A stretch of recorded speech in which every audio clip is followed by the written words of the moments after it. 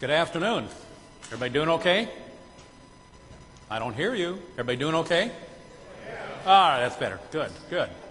First of all, I need to go off prompter for a second here. Oh, we don't have it here today. I forget. They wouldn't let me use the General Shale prompters today. They said it wouldn't be fair for all the other speakers, teleprompters. But have to make one other comment. I noticed other than Mr. Abernathy and myself and our very capable keynote speaker and dentist, no one else is wearing a coat and tie today.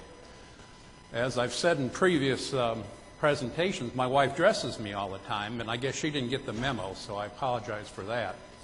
She watches too much HGTV, I think, and she wants all the colors to flow, so you'll notice she color coordinated my coat with the presentation, so I hope that's noted. Also, one other final point, Brian. I was asked by Mr. Ogle, one of our General Shale people, that if my presentation ended soon, before the half hour was up, to go ahead and start giving it again, because he's having trouble sleeping at night, and he thought perhaps my additional presentation would help him with that. But they said I couldn't do it. Sorry. Okay, well, if we can figure this out. Okay. There we go. Okay. And again, this is a very basic discussion about drying. They said they wanted to be very basic about this. We're not going to talk about partial pressures of water or surface tension, just simply the basics of drying. Now, we have a clay material that's in the ground. We dig it out, crush it, we screen it, but it still is not down to the 2-micron size that defines a clay particle.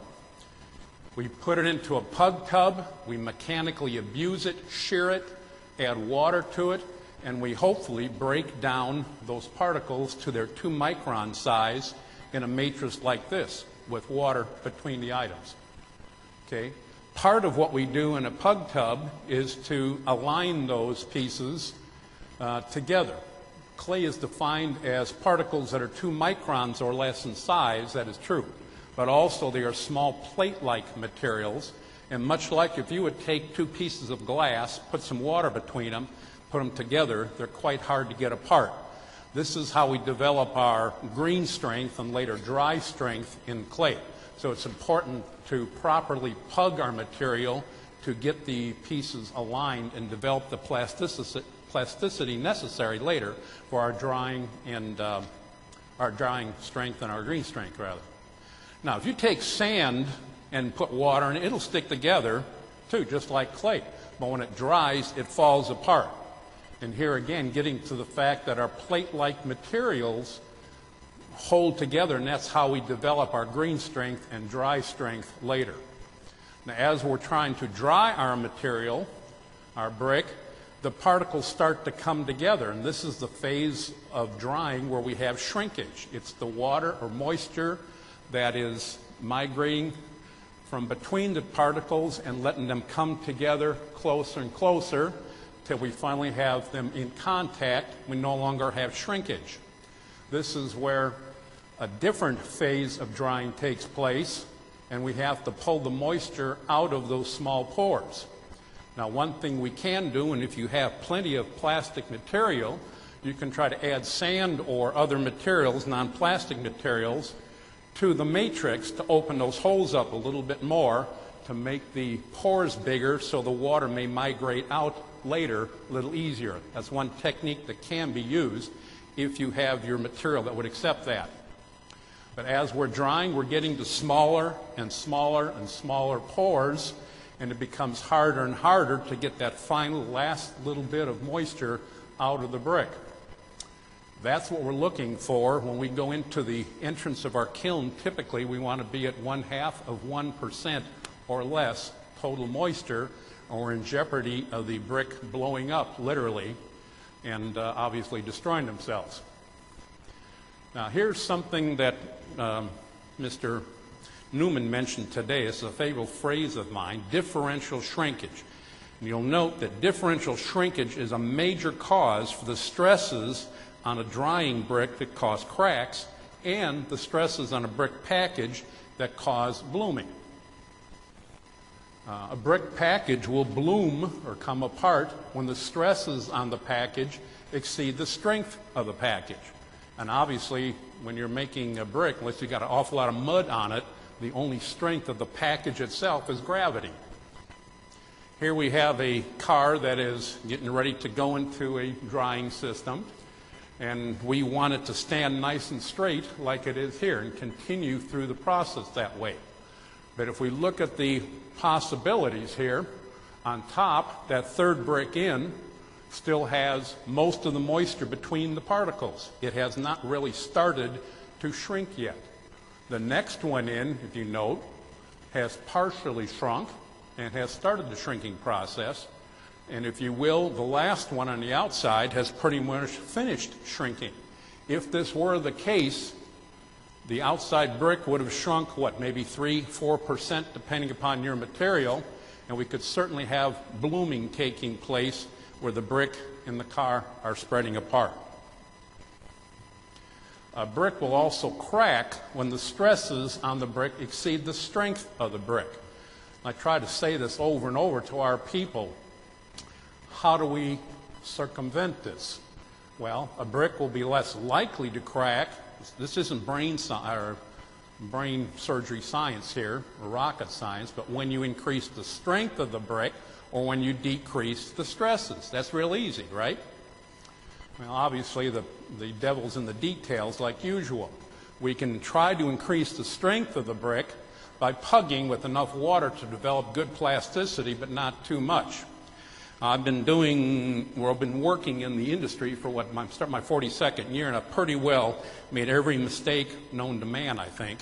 But one of them was one time we were pushing our dryer system, and I got the bright idea, let's try to cut back our pugging water to a minimum.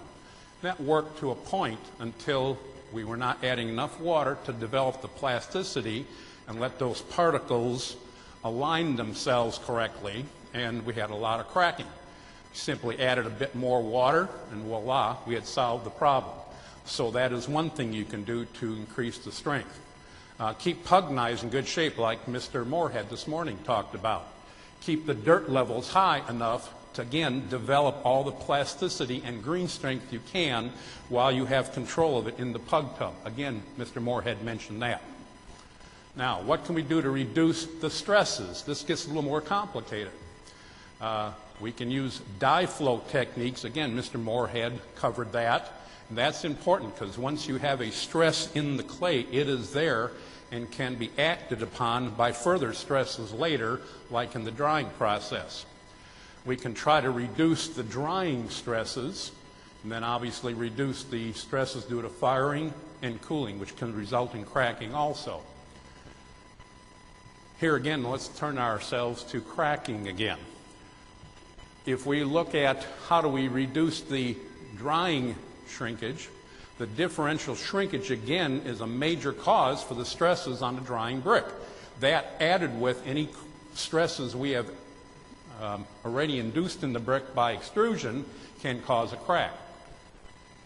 If we have a brick, we can look at it in the same way we looked at that package. In the far left upper, we have the portion of the brick that has not started to dry at all yet, so it has not undertaken any shrinkage yet. If we look at the bottom left, we've partial shrinkage taking place. The top right, that part of the brick has shrunk as far as it's going to, and the one on the very bottom right has shrunk all the way down and is pretty well sealed up as much as it's going to do. So we certainly have a case for differential shrinkage here, and we have put stresses upon that brick. Added to any that were induced during extrusion, we have a recipe for a possible cracking situation. Now another case needs to be addressed too. If the outside surface of the brick has shrunk all the way and sealed itself off, we can case harden the brick, and this makes it much harder to remove that last little bit of moisture later because it has to come through a series of very small pores on the outer surface instead of the larger matrix we had developed earlier. So this is something to keep in mind that we don't case harden the outside of the brick or the package on the car to make it more difficult to dry later. Now let's look at a brick, okay? On this nice little brick we have here, we have a number of surfaces. We have edges, corners. We have surfaces with the coring a lot of things going on that influence the drying of that brick. All right, if we try to make it a little simpler, let's look at just one plane of that brick. We've got all kinds of air flows going all kinds of different directions in that brick too. Let's make it a little simpler yet. Let's only consider one surface, the top of the brick, and one flow of air over that brick. Okay, let's make this as simple as we can. When we start out, we have water on the surface of the brick. We have air moving past that water. It will pick up moisture from the brick, depending upon the humidity conditions and temperature. So we are just starting with no shrinkage involved yet. As we progress, if we have a situation where the pores are open in the brick, moisture is flowing through those pores from the center of mass to the surface of the brick. We're removing moisture at about the same rate from the surface as it can flow through the brick. This is very good. Everybody's happy. But the problem starts happening when we run out of moisture, perhaps where the thinner parts are by the coring. And so we've got a case where we've run out of moisture in certain areas. We may have, 80%, let's say, of the shrinkage taking place in those areas, but the majority of mass of the brick has only shrunk 15%, and perhaps the surface 20%. Here we may have a case where we have differential shrinkage, and that can cause a crack, again, considering if we have further stresses induced during extrusion and our brick is not strong enough. Now, it depends on your material. If your brick has enough innate green and dry strength, you can hopefully get away with this, but perhaps you can't. This is something to be considered if you're having a cracking problem. So let's continue with our drying process. We've come to the point where those thin areas are pretty well shrunk as much as they're going to do. All the moisture's been moved through them. Okay, we're only about 50% on the one case there on the bottom, and we're at 80% on the surface. Here again, you have a case of differential shrinkage. If we've shrunk 100% in one area and only 50% in another, you have the potential for cracking again. But let's continue our drying process where we go to 100%, 80%, and 100%. Hopefully we've pretty well got past the danger area and the moisture is flowing through and everybody's happy. We get down now to the point where we've got very little moisture left in the brick. We're trying to get it to the surface so we can remove that last little bit. But obviously our pores have gotten smaller and smaller as shrinkage has taken place. Here's one thing that may help us in this. This is a measure of the viscosity of water versus temperature.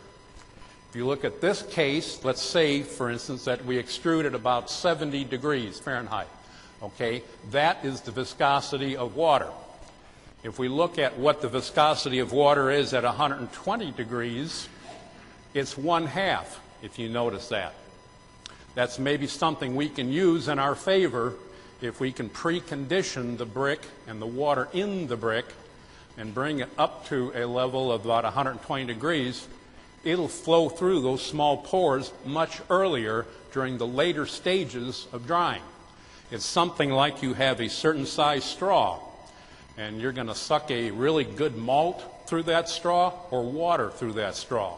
That's an analogous situation to trying to get the final little bits of water out from those pores that are locked in the brick to the outside surface where it can be removed safely. Okay. Now, one thing we can talk about is a preheater, and some of our facilities have these, some don't. But a preheater's primary job is to condition the brick by heating the water in the brick so it comes out easier in the dryer. Then the dryer is in a position with a lot of airflow, controlled conditions, and fans to remove that moisture once it has been conditioned and set up for easier removal later. Okay. Now, there's a danger here, though. I gave a paper last year about dew points and reabsorption of moisture. So if you're going to use a pre-dryer, as I discussed a minute ago, you got to watch out that we are pre-drying in an elevated humidity condition that does not allow a great deal of moisture removal, but it does not allow moisture to recondense either. So we're trying to just remove a small amount of moisture, but we're setting it up so it will be removed easier in the dryer later. The brick entering the dryer should be heated to a temperature that also is above the dew point at that entrance, so we do not recondense moisture on those bricks. So there's several danger points in the pre-dryer or a dryer system we have to watch out for if we're going to try to do this. Here is a dryer system, okay? A generic dryer system has to be for one of our plants, but it relates to older or newer systems. Older systems may not have as much recirculation or recirculation inputs, but the same things still apply. If we would consider the fact that we have recirculation loops, I contend that the recirculation, their main job is to remove moisture from the brick and equalize the moisture throughout the package. We have a throughput through the dryer or the draft, and its main function is to remove the moisture from the system or the dryer itself. So we have two things competing together. But let's simplify this a bit more and only consider the recirculation that is affecting the brick in the tunnel. We have this situation, and let's only consider the air from the draft that is flowing through the tunnel, and let's not worry about the various inputs in each of those recirculation fans.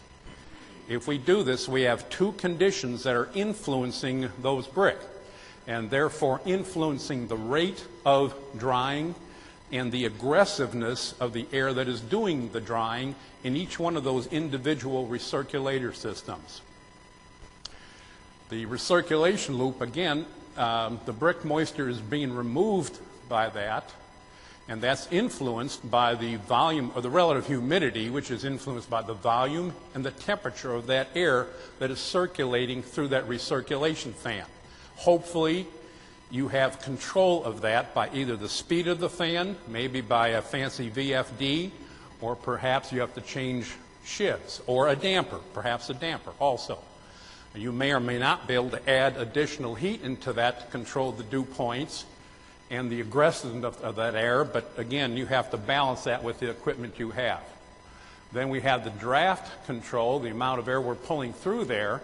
That is controlled or is influenced by the volume of air we're putting through. Again, the volume of air is determining what the relative humidity is, and quite often that's done by, the draft setting to pull the volume through the dryer itself. Now let's further simplify this and consider two extreme cases, one of which is we have only recirculation in these fans and no draft at all. If this is the case, eventually the drying air would become saturated, it would stop removing moisture from the brick, and we'd be done there, okay?